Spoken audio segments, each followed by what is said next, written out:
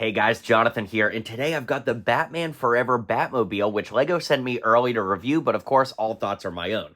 This has 909 pieces and will retail for $100 when it drops on August 1st, and I gotta tell you, I am shocked by this set. You know, based off the box art and the images we saw online from the reveal, I really wasn't too excited about this. I mean, the model looked great, sure, but the in-between scale really kind of left me scratching my head.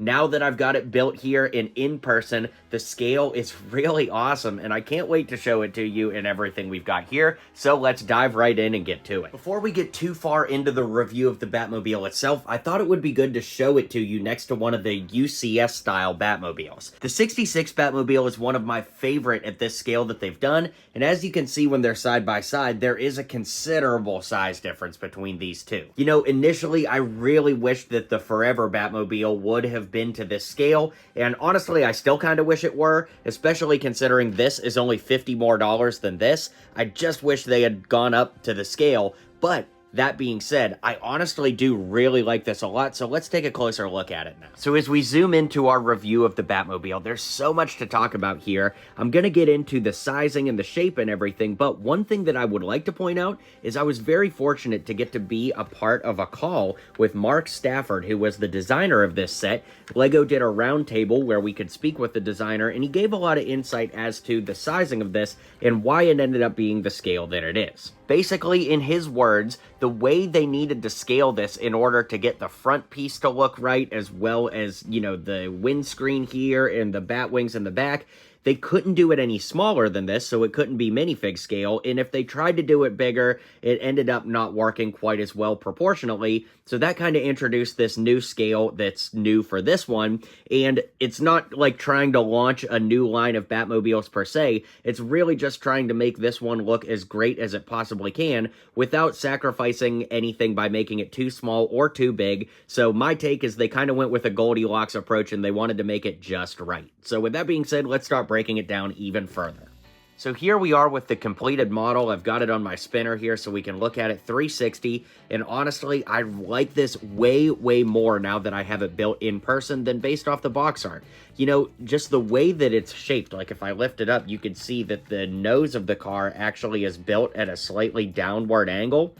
And then, of course, the bat wings in the back having their own angle and arc to them, the curvature of the back of the car, the way that everything's done up front. I mean, there's just so much interesting things going on with the character of this car that I really dig it a lot more. Like, for example, moving along to the front, we can lift this up to see a part of the turbine up front, and that entire part actually lifts out, which is cool, giving us a little bit more insight into the construction and the color scheming here, and just the fact that this is built kind of in a triangular shape. Like, you can see that the plate on the bottom is more of a diamond than a square, because that peg goes right here, and then we close it up and put it together there. This is actually a printed piece too, not a sticker. In fact, the only stickers in the set are very minimal, and they're right along the dash of the interior, right behind the steering wheel, and then right over here where the glove box, so to speak, would be. So this isn't built to minifig scale, as you can see, it's basically at its own scale. There's no other Batmobile that's been built to this size,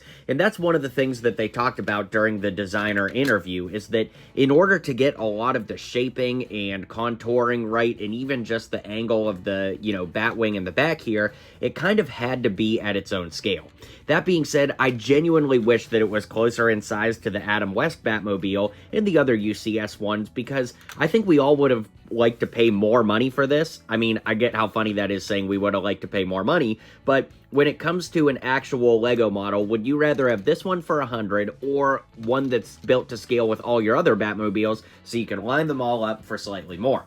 Now, the devil's advocate to that conversation, of course, is it is kind of nice to have something in between, because this doesn't take up anywhere near as much shelf space as the big ones. So, you know, there's some merit to that as well. But at the $100 price point, I think that this makes for a really nice model that we're actually able to display on a shelf without taking up an insane amount of space. And if you really wanted to, you could actually remove that entire back part out of there.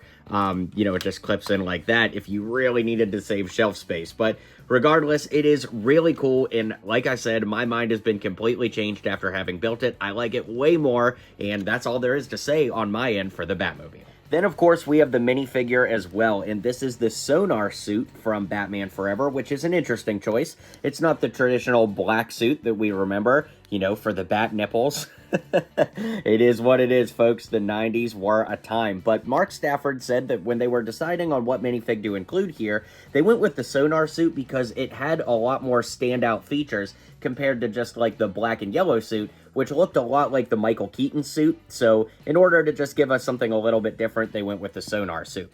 This is awesome because he's got those blue eyes inside the cowl, which, oh my gosh, would this not look absolutely awesome on the armored Batman from Batman vs. Superman? That would be so cool. We also get, for the first time ever, a like kind of gunmetal gray cape here in rubber, and we can lift that up to see some really great printing on the back as well. As you saw, he has the same head that Shang-Chi uses. It's been used on many Batman figures in the past. And he has his trusty Batarang accessory there. And we have a little brick-built Batman Forever stand for him, which is really nice. And once again, there are very, very few stickers in this set. Only 2, actually, which is really nice. Of course, there's one more thing to discuss when it comes to the minifigure, and that is, where's Robin? Where's Two-Face? Where is the Riddler? In the designer interview, Mark said that the reason they only went with 1 minifig is because if they started adding more, it would take away from the Batmobile itself. That doesn't seem like a very viable answer to me. I just think that it was going to drive the budget up too much to add more minifigs, but with this being the 30th anniversary of the movie, if we were ever going to get them, I think now would be the time. So, sadly, their lack of inclusion here kind of makes me worried that we'll never get the Riddler, Two-Face, or even Robin from this movie, and we're just going to be stuck with this Batman. Albeit a great Batman, but still, sadly, I don't know if we're ever actually going to get the full lineup from this film. Before we wrap up, I wanted to comment on one more funny random thing. As I was building it, I found this piece in the bags.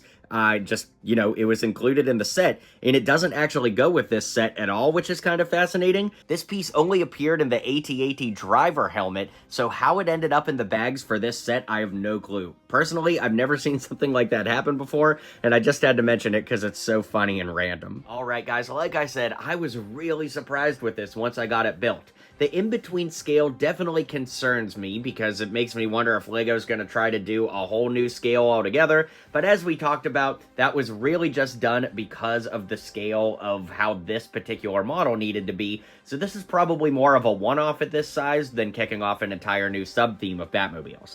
That being said, let me know your thoughts in the comments down below, be sure to hit like and subscribe, and I'll see you guys on the next video.